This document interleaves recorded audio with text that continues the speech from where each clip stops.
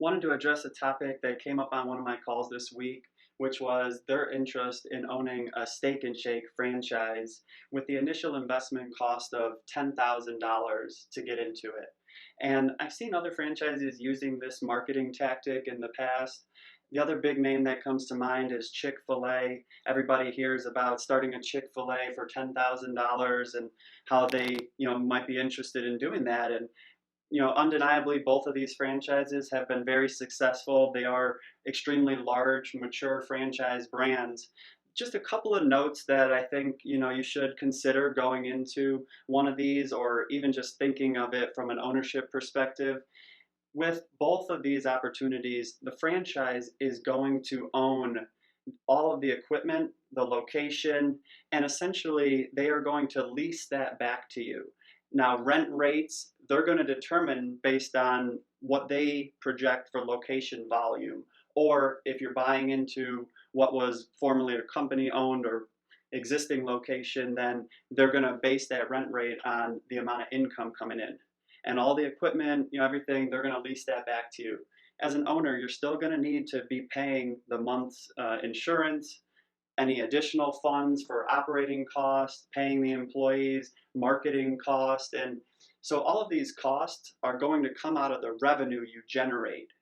Now, you wouldn't want to get into a business and you have $10,000, that's all the capital you have, and you're going to start this business that is going to require with Steak and Shake. I'll take a look at it here. I'm looking at 244,000 up to 647,000 initial investment to get started. Now, yes, you're going to open and start generating revenue, but you're going to need some working capital, additional funds in the bank in order to run the business and make sure that things are able to grow the way you need them to, as you always want to plan for the worst and hope for the best. And so you're going to do everything you can to execute, but you still want to have some funds in reserve. And so, when you look at something like that or Chick-fil-A, their average estimate of initial investment is 582,000 to 2 million. And so essentially, while the only thing you're going to pay to them up front is the $10,000, from there, you're going to need to be prepared to, generate that amount of revenue, and whatever your expenses come out to is going to determine your profitability. And so in either of these situations, you're really not having any equity in the business. The franchisor, they have all the equity, and so you really can't go on to sell this one day. One thing about Chick-fil-A, they really don't do multi-unit ownership, so scalability is limited, while their average unit volume is one of the top in food and beverage in franchising. And so with both of these, they really choose the location. You don't really have any say in the site selection, as they're the ones that are going to be doing the build out and owning that location.